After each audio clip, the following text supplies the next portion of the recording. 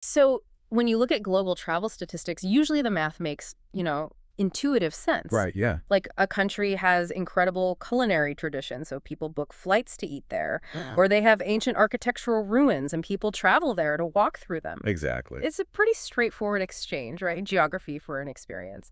But then we got our hands on this really brutally honest, logistics-first travel dossier breaking down the Dominican Republic. And it completely upends that logic. It really does. It strips away all the glossy tourism board spin, the heavily edited Instagram ads, the curated brochures.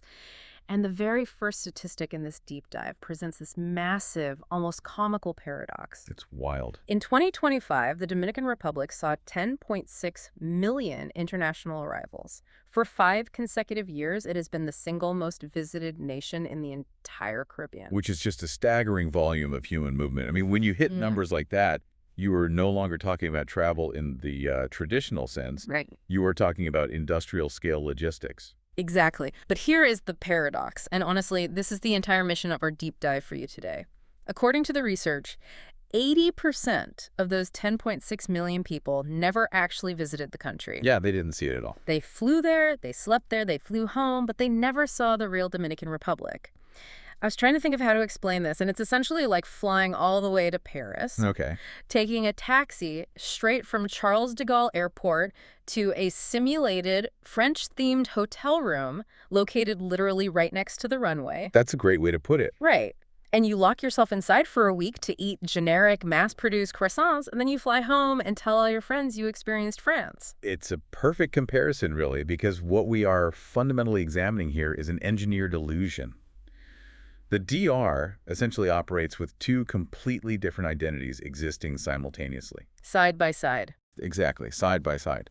On one hand, you have this incredibly competent, highly profitable, but ultimately forgettable resort fiction. It's a manufactured Caribbean product that could honestly be airlifted and dropped onto any sandy beach on Earth. Right, it's generic. But then on the other side, literally just beyond those resort walls, you have an extraordinarily high-value, culturally rich, independent reality. And the ultimate question we want to answer for you today is whether your trip to the Dominican Republic is destined to be like an all-inclusive prison of your own making, or if it can be the Caribbean's best-kept budget secret. Because nobody wants to be the person trapped in the airport hotel room eating the fake croissant. Exactly. Nobody sets out to do that. But to understand how this massive illusion is maintained, how 80% of intelligent, well-meaning visitors are successfully kept completely inside a bubble, we have to start by looking at the geography. The physical engineering of the country, yeah. Right. The entire infrastructure is designed to funnel you into these parallel universes the literal moment you step off the plane. Let's unpack this, because when I think of a country, I just think of a unified piece of land. Sure. But this dossier makes it super clear that the physical space is deeply, intentionally segmented. It really is. So let's look at the map for a second. The Dominican Republic takes up the eastern 2/3 of the island of Hispaniola. Which is huge, right? It's a substantial landmass, yeah. It's roughly the size of Sri Lanka. And to the west, it shares a land border with Haiti, which is currently close to tourists and is actively dangerous. Right. Because of this specific geography, the government has physically and economically divided its tourism into highly managed, distinct zones. And the contrast in how you enter these zones dictates your entire reality for the trip. So we're talking about the airports. Exactly. You just Okay. have to compare the 2 main arrival gateways. You've got Punta Cana International Airport, which uses the code PU, versus Santo Domingo's Las Americas International, which is SDQ. The sensory experience arriving at these 2 airports sounds like landing on 2 entirely different planets. It really does. Let's start with Punta Cana, PUJ. The numbers show this is the busiest airport in the Caribbean. Unbelievably busy. Right, so if you arrive on a weekend afternoon, you are hitting this massive convergence of international charter flights. And the research says that volume creates immediate friction, right? Like you are often standing in immigration lines for 45 to 90 minutes. Just packed in there with thousands of other sunburned, exhausted travelers. Yeah, but once you clear that line, it's like a script takes over. A very heavily choreographed script. Right. You are immediately whisked out of the terminal. You aren't negotiating with local taxi drivers on the street. You are guided onto this prearranged, heavily air-conditioned bus. Yep, the transfer bus. And then you're driven down a manicured modern highway, passing just, giant billboards for mega resorts like Barceló and Iberostar. It's a completely sanitized corridor. Completely. The bus pulls up to a heavy security gate. A uniformed guard waves the driver through. You step into this massive open-air lobby, and someone slaps a neon plastic wristband onto your arm. And that's it. That specific sequence, the bus, the billboard, the gate, the wristband, that is the entire impression of the country for 8 out of 10 visitors. It is entirely frictionless, which honestly is exactly the point. Right. Now, contrast that corridor with flying into Santo Domingo's Las Americas, SDQ. Total 180. Complete opposite. SDQ is a municipal hub. It has older infrastructure. The processing might be a little bit slower. But the second you walk out of those sliding glass doors, you are hit with the authentic gravity of the country. Right, because Santo Domingo isn't a beach town. No, it is a sprawling urban center with a population of 3.4 million people. Yeah. You aren't put on an isolated charter bus. You are immediately immersed in the density of a major Latin American capital. The dossier paints a very chaotic but vibrant picture. Like, you step out into the heat, and there are motorcycle taxis weaving through dense traffic at breakneck speeds. The motoconchos, yeah. Yeah, and there are street vendors operating at every single traffic light, selling literally everything from plantain chips to steering wheel covers. Exactly. And you could hear the very distinct, sharp wail of bachata music drifting out of a local colmado. Which are like the neighborhood corner shops? Right. You are instantly forced to engage with the local reality. Which brings up the core mechanical question of this whole deep dive, really. Yeah. Why does the government invest so heavily in maintaining this strict physical separation? Why is Punta Cana so utterly divorced from Santo Domingo? It comes down to macroeconomics. Tourism accounts for roughly 17% of the DR's entire GDP. It is the absolute pillar of their economy. Because they have to protect it. They do. Those resort zones are purposefully built, they're heavily policed, and they're physically isolated to protect that specific revenue stream. Because industrial-scale tourism cannot tolerate uncertainty. Exactly. They want the friction completely removed so the money just flows without interruption. Okay, I understand the economic incentive for the government to build a walled garden, right? It makes sense on paper. Sure. But as a traveler, if I'm paying top dollar for an all-inclusive, I might justify it by thinking, well, what am I really missing? Yeah, maybe a busy street market, a couple of loud bars. Yeah, I have the beach, I have the pool, I have the sun. Why do I care? And that is exactly the assumption the industry relies on to keep you there. But you aren't just missing a little local flavor. You are missing an entire continent's worth of history, topography, and natural wonders that have just been completely overshadowed by buffet lines. I want to really dig into the scale of what is hidden behind the curtain. Because when I read this section of the dossier, the sheer volume of what exists outside Punta Cana stunned me. It's massive. The true Dominican Republic boasts 29 separate national parks. 29? Nearly 25% of the country's entire landmass is protected natural wonder. And we aren't just talking about flat coastal scrubland, Yeah. We're talking about diverse microclimates, alpine ranges, deep valleys. Which most people don't even associate with the Caribbean. Not at all. But beyond the natural geography, there is the historical weight of the country. Santo Domingo's Zona Colonial is a UNESCO World Heritage Site, and it holds a very specific distinction. This blew my mind. It contains the very first European-built city in the Americas, founded in 1496. I just want to pause and ask you to really think about that date for a second. 1496. It predates any European settlement in North America by an immense margin, decades before Jamestown or Plymouth Rock. And the research notes how tactile this history is. It's not like locked behind glass in some stuffy museum. No, it's alive. When you walk down Calles Las Damas in the Zona Colonial, you are physically walking on the first paved street in the Americas. Yeah, and you have the Cathedral of the Americas, which was completed in 1541, sitting right there on Parque Colón. At dusk, the heat literally radiates off these 500-year-old stone walls. And it's a real neighborhood, right? Like families are gathering in the plaza. Exactly. University students are hanging out on the steps. Street food vendors are firing up their carts. It is a living, breathing 16th century city that people just use as their everyday backdrop. That is so cool. But if urban history isn't what you are looking for, the geography offers adventures that simply do not exist on a flat stretch of groomed resort beach. Like the waterfalls. Yes. the 27 waterfalls of Damaragua. This is up near the northern city of Puerto Plata. And the dossier makes it clear this isn't some manufactured water park. No, it is a complex system of interconnected limestone canyons and naturally carved pools tucked deep into a subtropical forest. But you hike up, right? You literally hike up into the river canyon, and then you jump, slide, and swim your own way back down through the Cascades. It sounds incredible, but the statistics show that less than 5% of visitors who fly into Punta Cana ever see it. Less than 5%. And that introduces what the dossier calls trap number 1, the resort bubble. What's fascinating here is how the bubble actually operates. Because avoiding these sites isn't just about laziness, Right. It's about psychology and economics. Once you're inside that gated compound with your wristband on, a very specific psychological mechanism takes over. The sunk cost fallacy. The sunk cost fallacy. The wristband is an incredibly powerful psychological tether. Think about how the transaction works. You have already paid up front for every calorie you might consume, every drink you might order, and every hour of entertainment. Yep. So the moment you consider leaving the property to explore, your brain immediately calculates that you are actively losing money. it feels like a penalty. Exactly.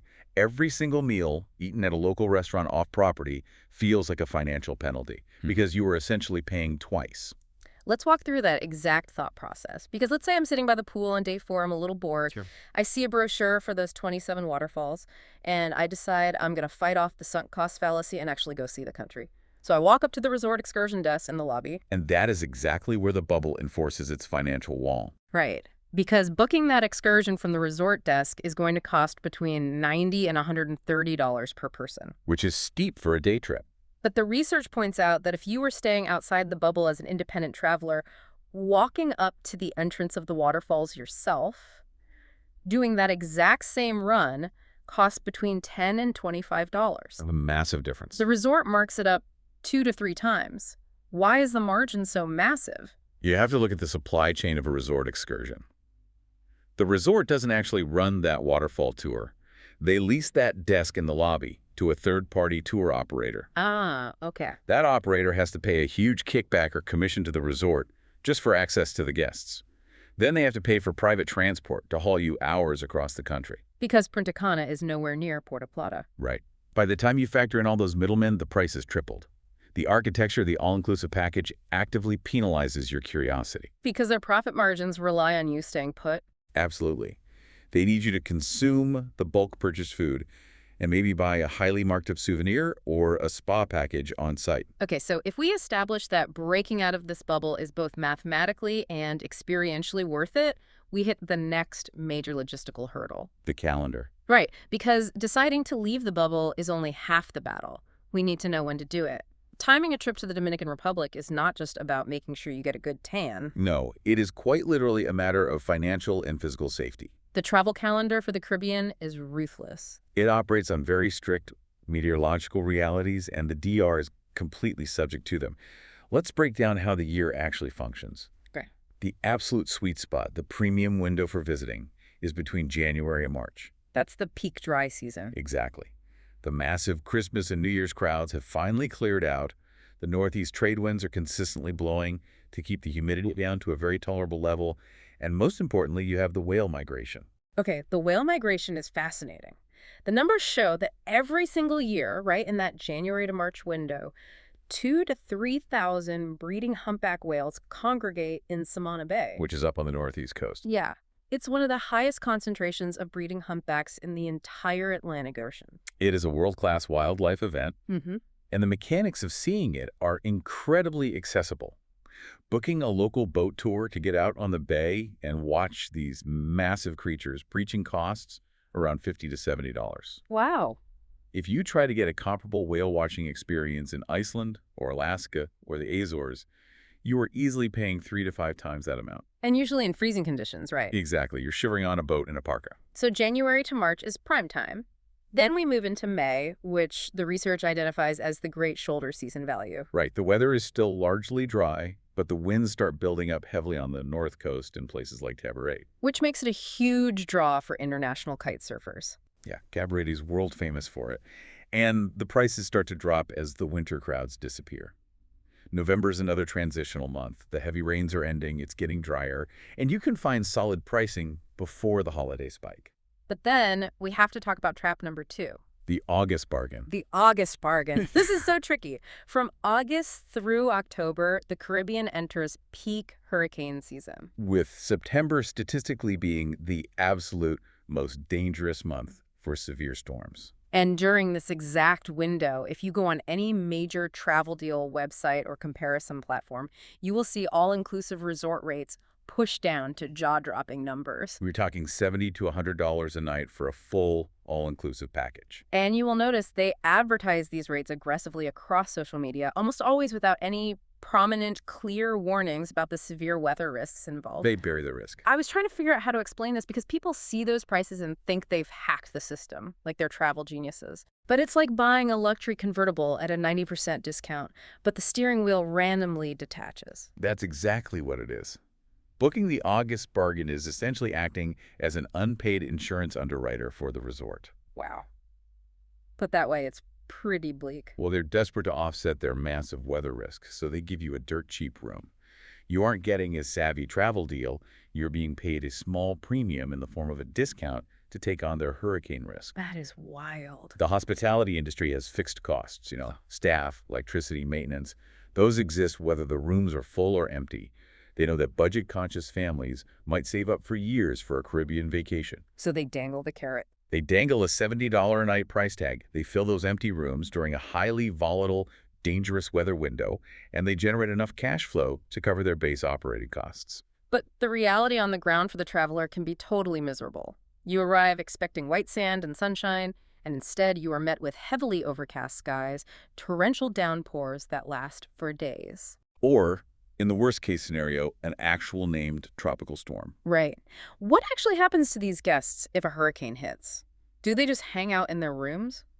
No. The resorts have very strict lockdown protocols. If a severe storm makes landfall, you aren't relaxing by the pool or watching TV in your suite. You are corralled into concrete interior ballrooms or designated hurricane bunkers. Oh, wow. The resort goes into absolute survival mode. The lavish buffets are replaced with boxed rations. The power might fluctuate. You are confined indoors with hundreds of other anxious people for 24 to 48 hours. This sounds like a nightmare. And that's followed by days of cleanup, where the beaches are completely inaccessible and covered in debris. It leaves families who saved up for years profoundly disappointed. So you absolutely must respect the calendar. But let's assume you've done that. You navigated the timing perfectly, you dodged the September hurricanes, and you've made the decision to step outside the resort gates. You're out in the real country. Right. You now have to navigate the daily economy of the country. And the dossier outlines a very silent, very persistent tax waiting for you if you don't understand the monetary mechanics. We are talking about currency, which leads us to trap number 3, the dollar drain. Dollar drain. The official currency of the country is the Dominican peso, or DOP, which historically trades roughly between 58 to 60 pesos for every $1 US. Now, because of the sheer volume of North American tourists pouring into the country, the US dollar is widely accepted almost everywhere in the tourist zones. It is. And a casual traveler might look at that and think, well, this is fantastic. I don't even need to go to a bank or worry about exchange rates. It's perfectly convenient. But that convenience is an absolute illusion, and it costs you money on every single transaction you make. How does that actually work on the street level? Because if a coffee costs $2 and I hand them $2, aren't we square? Not at all. Because prices outside the mega resorts are calculated in pesos. When vendors, restaurants, or taxi drivers accept your US dollars, they apply an informal tourist exchange rate. So they just make up the rate. Essentially, yes. This isn't the official rate dictated by the central bank. It is an arbitrary rate the vendor decides is favorable to them, designed to hedge against inflation and cover the eventual banking fees they will incur to convert that physical cash. Right, because they eventually need pesos. Exactly. Usually this equates to a 10% to 20% markup. It is basically an invisible tax you are voluntarily paying just for the luxury of using foreign currency. The math on that is wild when you stretch it out over a whole trip. The research ran the numbers. Over the course of a standard week, a mid-range traveler who insists on paying exclusively in physical US dollars will lose between $60 and $120 pure to this informal exchange rate tax. It adds up fast.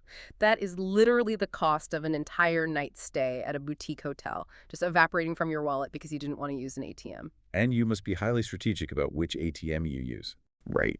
If you try to get local currency using a generic ATM located inside an all-inclusive resort lobby, or worse, if you use the hotel's official exchange desk, you will be hit with the absolute worst exchange rates in the entire country. They gouge you. They routinely offer rates 10% to 15% below the actual street value. So what is the exact fix for this? Because people need money. Do you bring pesos from home? No, the fix requires a bit of effort on the ground, but it saves you significantly. You have to leave the resort property and find an official, standalone bank branch in a regular commercial area. Like a real bank. Yes, specifically look for Banco Popular or Banco BHD ATMs. You withdraw Dominican pesos directly, and you pay in pesos for absolutely everything locally. Okay. The only time you should ever use US dollars is if a formal business, like a high-end tour operator, explicitly lists their prices in USD by default. Okay, so now we have our pockets full of Dominican pesos. Let's talk about what that local currency actually buys you, particularly when it comes to food. Food is huge. Because from what I'm reading, the culinary landscape is the most stark, obvious dividing line between the two identities of the country. Food is where the engineered illusion of the resort bubble is most vulnerable, without a doubt. Let's start with the all-inclusive culinary experience. The phrase the dossier uses is buffet fatigue, or hitting the buffet ceiling. I want to explore the mechanics of why resort food, which looks so beautiful in the brochures, often tastes so hollow. It comes down to the logistics of bulk feeding. Think about it. When a mega resort has to feed 3,000 guests from 40 different countries 3 times a day. It's a factory.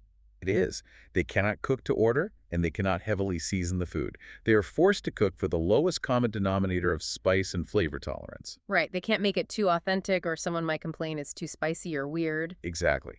Everything is mass-produced, held in steam trays for hours, and systematically stripped of its authentic regional character to avoid offending a generic international palate. And by day 3 of eating at those buffets, the illusion of unlimited free food completely shatters. It just becomes a chore. You're just fueling up. Yeah. You are walking past endless trays of lukewarm pasta and generic grilled chicken, and you are just bored. And the resorts actually anticipate this exact psychological fatigue. They build it into the model. Yes.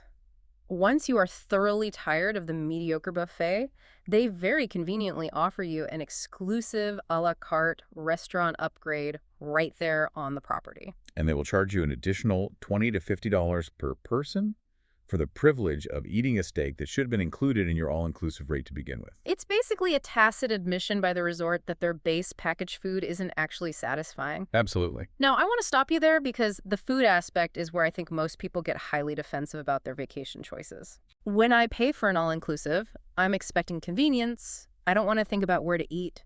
Am I expecting a Michelin star meal? No. So is the food really that bad? Or are independent travelers just being, culinary snobs? It's not about snobbery. It's about the value proposition.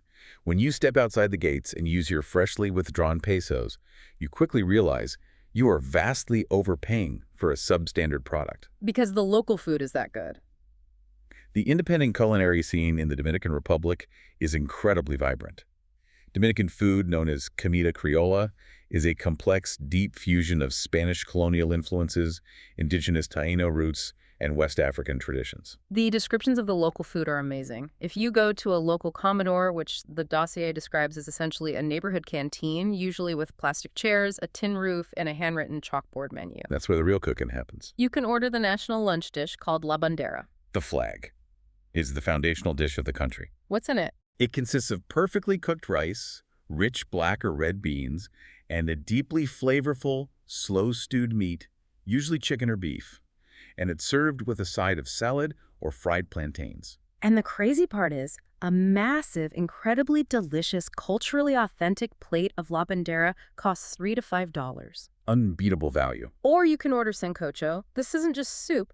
It is a ceremonial, slow-cooked stew. It's a major cultural touchstone. Right. It's made with multiple meats, chicken, pork, sometimes beef, mixed with deeply starchy root vegetables like yuca and yatia and plantains. It's the kind of dish that takes hours to make, usually served at big family gatherings or Sunday lunches. And at a local spot, a huge steaming bowl of it is only $5 to $8. Even the mornings are a revelation. Instead of standing in line for 10 minutes at a generic omelet station with a grumpy chef, you sit down for mango. Mango is incredible. Told them what it is because I had never heard of it. It is mashed, boiled green plantains, topped with vibrant sautéed red onions that have been cured in vinegar, served alongside fried cheese, Dominican salami, and fried eggs. So it's hearty. It is a heavy, savory, definitive start to the day. And again, you are paying $3 to $5. And we absolutely have to talk about the kamado. We mentioned it earlier with the bachata music, but the kamado really is the heartbeat of every single Dominican neighborhood. It's essential to daily life. It's like a cross between a convenience store, a neighborhood bar, and a community center. It's where you buy your snacks, your rum, and crucially, your daily drinking water. Water is a critical logistical point. The research is very clear on this. Yeah. You must never drink the tap water anywhere in the Dominican Republic. Under any circumstances. Right. The local municipal systems are not designed for potable consumption. So you go to the kamado and you buy a 1.5-liter bottle of safe, purified drinking water for about 60 cents to $1. And while you're standing there, soaking in the neighborhood vibe, you can grab an ice-cold local Presidente beer for 80 to 100 pesos, which translates to about $1.52. There's an important safety caveat regarding beverages, though, that we have to mention. Okay, what is it? While the ice served in established tourist restaurants and bars is generally safe because it is made from commercially filtered bagged water, you must strictly avoid ice served by street vendors. Just by the bottled stuff. Exactly. The gastrointestinal risk of consuming unregulated ice on the street is simply too high. You don't want to ruin your trip over a shaved ice. So when we stack all of this up, the $15 waterfalls instead of the $130 excursion desk, avoiding the 18% informal tourist tax by using ATMs, the $5 sancocho instead of the $50 resort steak upgrade. Authenticity in the Dominican Republic is not just a pretentious travel buzzword. No, it's economics. Authenticity is mathematically objectively cheaper. The closer you get to the real culture, the less money you spend. Which is a beautiful inversion of how travel usually works in developed countries. But here's the massive question I have. Does that math actually hold up for every single type of traveler? Because a 20-year-old backpacker has very different needs than a 40-year-old parent. That is the pivotal question of this entire analysis, because the DR is not a monolith. And it is not a one-size-fits-all destination. Right. The dossier brilliantly categorizes the market into a traveler matrix, offering definitive logistical verdicts for 4 distinct types of travelers. Let's run through the mechanics of each, starting with the absolute extreme. The backpacker or budget-independent traveler. The verdict for the backpacker is a solid yes, but with very strict conditions. Yeah. If you are a disciplined budget traveler, willing to embrace local logistics, you can survive incredibly well on $50 to $80 a day total. That's extremely cheap. It is. That budget covers a bed in a hostel dorm right in the historic Zona Colonial for $15 to $35 a night. It covers eating those $4 Commodore lunches we just talked about, and it covers transportation, provided you use the local public transit system. The guaguas. The guaguas. These are privately owned minivans or small buses that run fixed routes between towns. And the dossier says they are crowded, they're loud, they stop constantly. But they cost between $1 and $5 to travel significant distances. It is an incredibly rich, immersive experience for a very low cost. But the mandatory condition for the backpacker is this. You must stay completely out of Punta Cana. Period. Punta Cana is a severe category mismatch for budget travelers. It was built from the ground up for mid-range resort guests. There is no cheap infrastructure. Okay. If you try to backpack in Bávaro or Punta Cana, you will be forced to pay tourist strip prices for terrible value. The budget traveler belongs in Santo Domingo, the surf town of Cabarete on the north coast, or Las Terrenas on the Samana Peninsula. Exactly. Now let's look at the opposite end of the logistical spectrum in the matrix, the family. Okay. This is the traveler with 2 young kids, exhausted from working all year, just looking for a break. And the verdict here is fascinating because it is a clear-cut, unapologetic yes for the all-inclusive resort. Honestly, this surprised me. I thought the entire premise of the dossier was anti-resort. Not at all. It is about matching the product to the need. For a family with children under the age of 14, the resort bubble is not a trap. It is a perfectly engineered, highly functional feature. Let's walk through why that is. A family might pay $250 to $600 a night for a package. Properties like the Hyatt Ziva Cap Cana are basically self-contained cities. They have massive on-site water parks with lazy rivers. But it's not just about the pools, right? It's about the friction. You can't easily put a 4-year-old on a crowded, sweltering guagua bus. It would be miserable. You can't drag a toddler around a 16th century cobblestone city in 90-degree heat for 6 hours and expect them to care about Christopher Columbus. Exactly. The logistics of the all-inclusive make perfect sense for families. The kids' clubs are fully licensed, heavily supervised, and staffed by professionals. Which gives the parents a break. Yes. And the generic buffet food, which we criticized earlier, is actually a godsend for parents with fussy eaters. Because they just want chicken nuggets. Right. You know exactly what calories are available, and you don't have to wait an hour for a local restaurant kitchen to cook it. You don't have to negotiate taxis. You don't have to carry cash. And the beaches in Punta Cana face the Caribbean Sea, so the water is generally flat and calm, with lifeguards on duty. It is a highly safe, enclosed environment. The research does issue one specific logistical warning for families, though.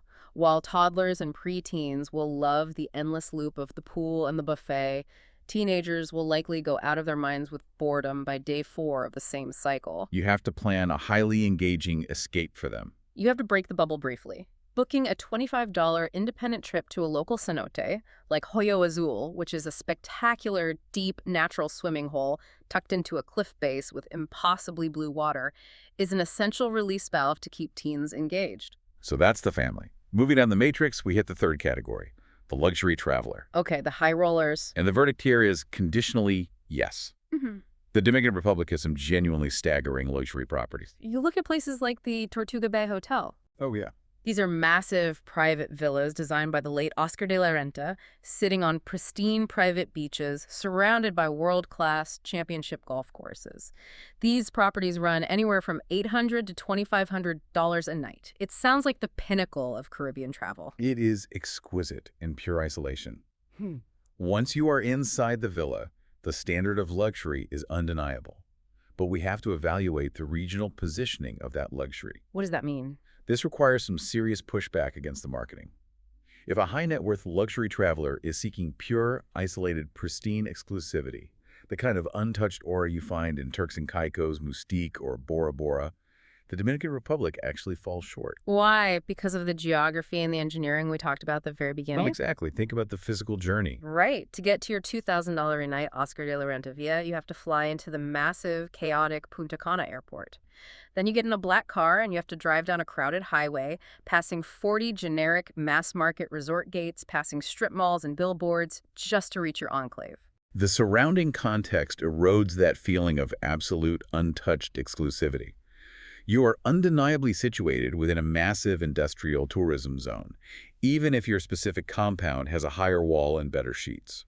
Which brings us to the final and arguably most important category in the traveler matrix, the mid-range couple. This is the ultimate showdown of the entire analysis. This is where the math really challenges the prevailing travel industry narrative. Wait, hold on. I want to make sure I understand this claim before we dive into the numbers. You're telling me that a couple can book an independent boutique hotel, buy all their meals 3 times a day at local restaurants, pay out of pocket for private excursions, and it's still cheaper than booking a generic resort package. Yes. The math on that doesn't make intuitive sense to me. How are the results justifying a $350 a night price tag if the local cost of living in independent travel is that low? Because you aren't just paying for your room at a resort. Yeah. You are paying for their massive overhead. A machine. Right. You are paying for the international marketing budget, the massive air conditioning and energy costs of a 1,000-room property, the imported liquors, and the corporate profit margins demanded by foreign ownership groups. Yeah. When you travel independently, you bypass that entire corporate surcharge. Let's look at the hard numbers. A standard mid-range, all-inclusive resort in Punta Cana costs a couple between $200 and $350 a night. For that premium, you get the predictable room, the generic buffet we discussed, and a crowded pool where you have to wake up at 6 a.m. to claim a lounge chair. Exactly. Now, compare that exact nightly budget to an independent mid-range trip to Las Terrenas, located up on the Samana Peninsula. Las Terrenas is fascinating because it has a massive French and Italian expat community that has been there for decades. It does. The hospitality standard is incredibly unique. It's this blend of European boutique aesthetics and Caribbean geography. A beautiful, independent boutique hotel room, often with its own small pool and direct, uncrowded beach access, only costs $90 to $180 a night for the couple. It completely flips the math. Even when you add in the daily cost of buying phenomenal local food, maybe a $5 traditional breakfast, a $10 lunch, and a $40 incredible French Caribbean fusion dinner, and paying a local guide for your own activities. When you calculate the total cost per person, the independent boutique option in Las Terrenas is actually cheaper than locking yourself inside the generic resort bubble in Punta Cana. Here's where it gets really interesting for me. The travel industry has spent millions of marketing dollars convincing mid-range couples that an all-inclusive package is the only financially responsible, budget-friendly way to see the Caribbean. They sell the idea of price certainty. Right. But the math proves the exact opposite is true, provided you are willing to step off the compound and manage your own logistics. You are paying less money for a radically more authentic, memorable, and high-quality experience. You swap a crowded resort buffet for incredible fresh seafood cooked by a local chef, and you swap a generic, roped-off beach for a private boat trip to see humpback whales. But, and this is the massive, unavoidable but, that keeps 80% of people safely locked inside those gates. Stepping off the compound brings up the #1 reason people refuse to travel independently. Safety. Safety. What actually happens when we look beyond the walls? The perception of danger is the strongest wall the resorts have. It is the ultimate deterrent. So let's strip away the anxiety and look at the official logistical data. The U.S. State Department currently issues a Level 2 travel advisory for the Dominican Republic, which advises travelers to exercise increased caution due to crime. See, when the average person hears Level 2 advisory due to crime, they immediately picture an action movie scenario. They picture kidnappings and cartel violence. Right. But the dossier contextualizes this beautifully, and this completely changed my perspective. Do you know what other countries currently hold the exact same Level 2 advisory from the State Department? France, the United Kingdom, Oh. Germany. Exactly. It is not a red alert warning to cancel your trip. It is a baseline administrative instruction to pay attention to your surroundings the exact same way you would in Paris or London. And when we break down the safety by specific geographical zones, the operational picture becomes much clearer. Let's start with the Punta Cana resort zone. Okay. The safety here is incredibly high. The government funds a specialized branch called Politur, the tourist police. Who are everywhere. They maintain a very heavy, very visible, and highly armed presence, specifically to protect the economic engine of tourism. Violent crime against tourists in this zone is exceptionally rare. So what's the real risk? Your biggest actual logistical threat is leaving your smartphone unattended on a beach towel while you go swimming and having it swiped by a crime of opportunity. Okay, but what about the urban centers? What about Santo Domingo and the Zona Colonial, which you said we absolutely must visit? The Zona Colonial is rated as moderate safety. During the day, it is heavily patrolled by Politur, there are cameras everywhere, and it is perfectly safe to explore on foot. But at night? The operational atmosphere changes after dark when the crowds thin out. The advice is simple and standard for any Latin American capital. Do not walk alone at night outside the immediate, well-lit plazas. So how do you get around? Uber operates very reliably and cheaply in Santo Domingo, so you simply use a ride share to get from your hotel to dinner and back. You eliminate the friction of navigating dark streets. That makes sense.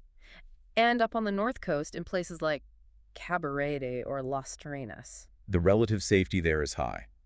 These areas have strong expat communities and a much slower small-town vibe.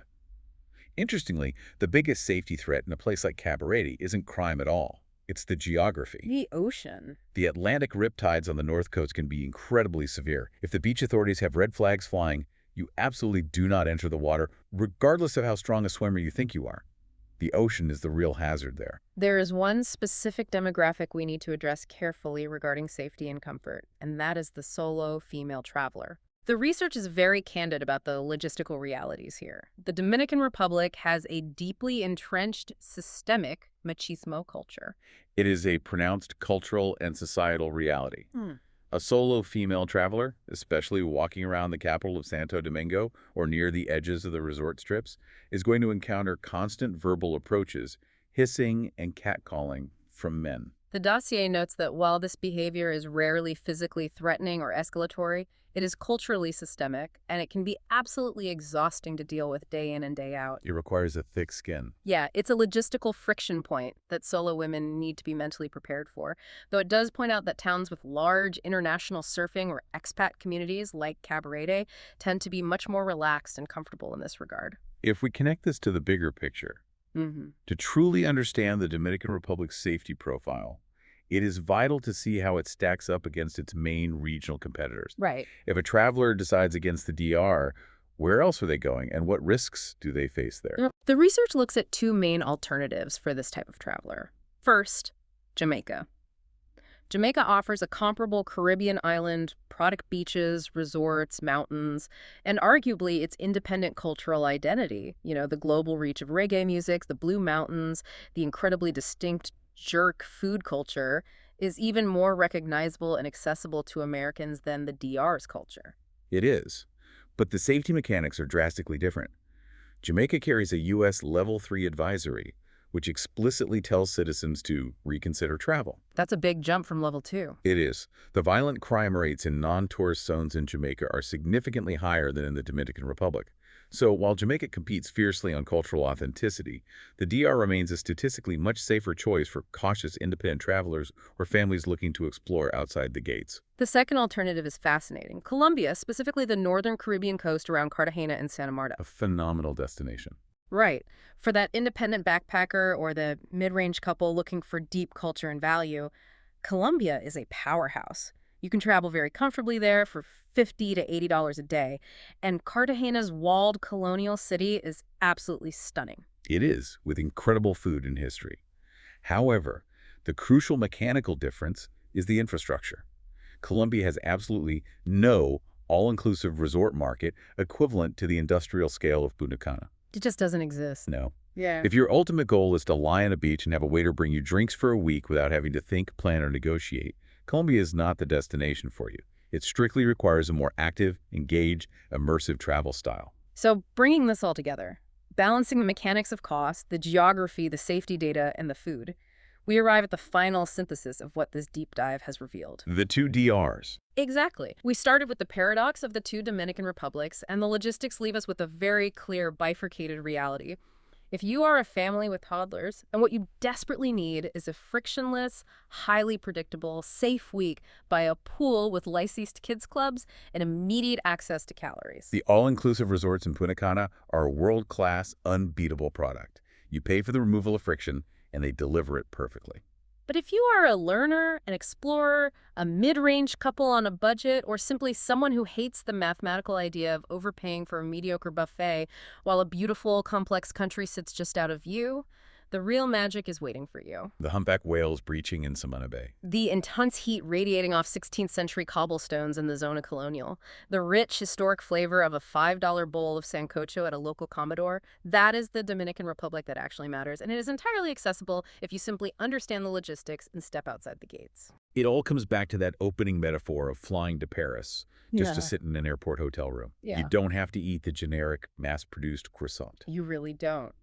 But as we wrap up this deep dive, there is one final provocative thought that these logistics point to, something we really want you to mull over as you plan your next trip.